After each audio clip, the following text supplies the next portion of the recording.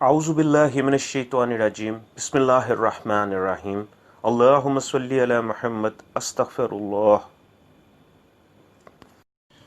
محترم ناظرین، عبقری لاہوتی وظائف سلسلے کی پہلی دو اقساط میں ہم نے آپ کو بتایا کہ وظیفہ یا قہار انسانوں کو کیسے ملا۔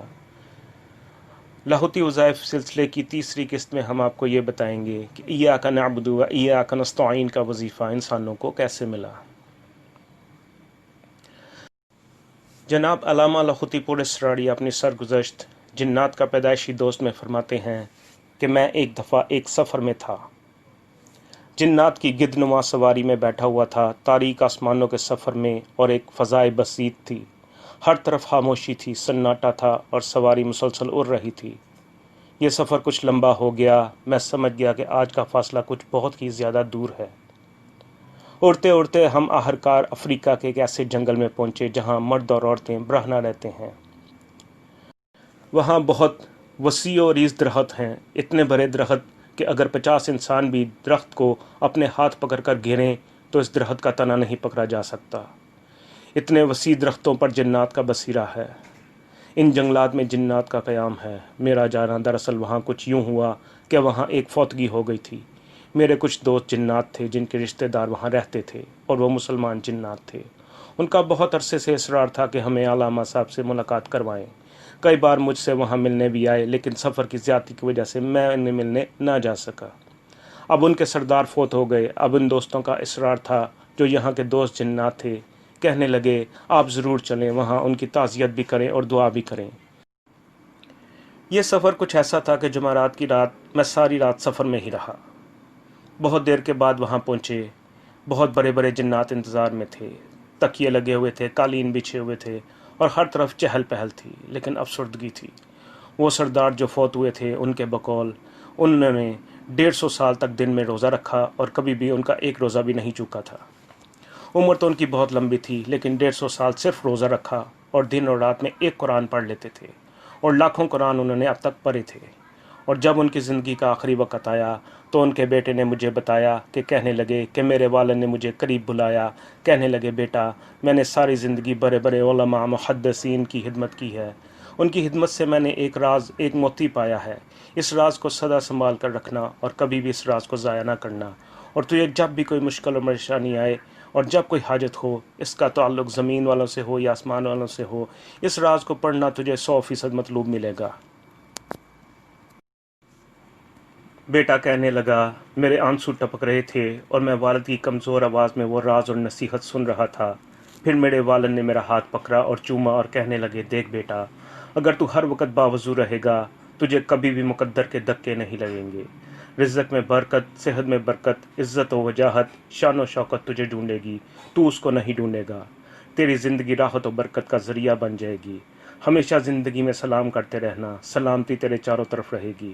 اور جو راز میں تجھے دینا چاہتا ہوں وہ راز یہ ہے کہ 2 رکعت نماز نفل حاجت کی نیت سے پڑھ، اور اس میں ثنا کے بعد سورہ فاتحہ شروع کر۔ جب ایاک نعبد و ایاک نستعین پر پہنچ اور اس کو بار بار دہرا، اتنا دہرا کہ 300، 400، 2000، 3000 کی تعداد میں اس کو دہرا۔ اگر تو کھڑا ہو کر نفل پڑھ لے تو سعادت ہے، اگر کھڑا نہیں ہو سکتا تو بیٹھ کر پڑھ لے۔ اور اس عمل کو دہراتا رہ اور مسلسل دہراتا رہ، اور اپنے مقصد کا تصور کر۔ ایاک نعبد و ایاک نستعین کو اتنا دہرا کہ تیرے اندر ایک وجدان کی کیفیت پیدا ہو جائے اور تو اللہ کی محبت میں غرق ہو جائے، اللہ کے نام میں ڈوب جائے، اور مسلسل ایاک نعبد و ایاک نستعین کو دہراتا رہ، چاہے جتنی دیر لگ جائے۔ پھر کوئی صورت میں لا کر رکعت پوری کر، سجدہ کر، پھر دوسری رکعت میں جب ایاک نعبد و ایاک نستعین پر پہنچ تو پھر دہراتا رہ، اور بہت زیادہ دہرا۔ اپنے مطلوب اور اپنے مقصد کا بہت زیادہ تصور کر، اور اپنے تصور کو مضبوط کرتا رہ حتیٰ کہ تیرے دل کے اندر کی کیفیت متوجہ ہو جائے اور تیرا دل مان جائے کہ اللہ پاک نے میری چاہت کو پورا کر دیا ہے۔ اور پھر سلام کر کے خشوع و خضوع سے دعا کر۔ وہ بزرگ جن یہ بات کہہ رہے تھے اور ان کا بیٹا سن رہا تھا، اور وہی بیٹا رو کر مجھ سے یہ بیان کر رہا تھا کہ میرے والد نے جاتے ہوئے مجھے یہ راز دیا، یہ میں نے کسی کو نہیں بتایا، آپ کو دیکھا نہیں تھا لیکن آپ کا نام سنا تھا۔ ہماری قوم جنات آپ سے عقیدت رکھتی ہے اور آپ کے ہاں ملنے جاتی ہے۔ آج آپ میرے والد کی فوتگی کے سلسلے میں بہت دور سے سفر کر کے آئے، تو جو کچھ میرا والد مجھے دے گیا تھا وہ میں آپ کو دینا چاہتا ہوں۔ علامہ لاہوتی مزید فرماتے ہیں، قارئین آپ جانتے ہیں کہ جو کچھ میرا ہے وہ میں عبقری کے قارئین کو دے ہی دیا کرتا ہوں۔ بہت قیمتی جواہرات لٹا رہا ہوں اور اس کی مستقل اجازت عام ہے۔ یہ عمل بھی اور اس سے پہلے جتنے بھی عمل آپ کو عبقری میں دیے ان کی مستقل اجازت ہے، آپ میں سے ہر شخص کر سکتا ہے۔ میں نے اس جوان کا شکریہ ادا کیا کہ اس نے اپنے مرحوم والد کا یہ تحفہ مجھے دیا۔ جو عمل مجھے اس مرحوم جن کے بیٹے سے ملا تھا اور جو میں نے آپ کے سامنے پیش کیا ہے، سورہ فاتحہ کے اس عمل کو میں نے جب بھی خود آزمایا اور جس کو بھی دیا نہایت اقصیر اور بے خطا پایا۔ بہت کمال اور بہت بابرکت عمل ہے۔ عجیب اس کے کمالات ہیں، عجیب اس کی برکات ہیں۔ ہر وہ چیز جو ناممکن ہو اس سے ممکن ہو جاتی ہے۔ ایسے ایسے واقعات سامنے آئے کہ انسان کی عقل دنگ رہ جاتی ہے کہ ایسا بھی ہو سکتا ہے، اور بعض اوقات انسان کہتا ہے کہ ایسا کبھی نہیں ہوگا، لیکن جب عمل شروع کرتا ہے تو آنکھوں سے دیکھ لیتا ہے کہ ایسا ہو گیا ہے، اور واقعی اللہ جل شانہ اس کی برکت سے ایسا کر دیتے ہیں۔ بہت تیر بہدف عمل ہے، بہت پرتاثیر عمل ہے، اور اپنی طاقت اور تاثیر کے اعتبار سے بہت با کمال ہے۔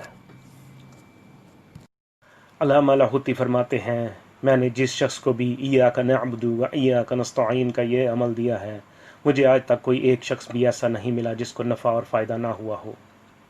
ایسے ایسے لوگ بھی ملے ہیں جن کی زندگیوں میں وبال، بلائیں، پریشانیاں، دکھ اور الجھنوں نے ڈیرے ڈال رکھے تھے۔ ایسی عورتوں نے یہ عمل کیا جن کے رشتے نہیں ہوتے تھے، جن کے بال سفید ہو گئے تھے۔ ایسی ماؤں نے یہ عمل کیا جن کی اولادیں نہیں ہوتی تھیں۔ بس اس کو مستقل کرتے رہنا ہے، چند دن، چند ہفتے، چند مہینے کرتے رہنا ہے جب تک کامیابی نہیں ملتی۔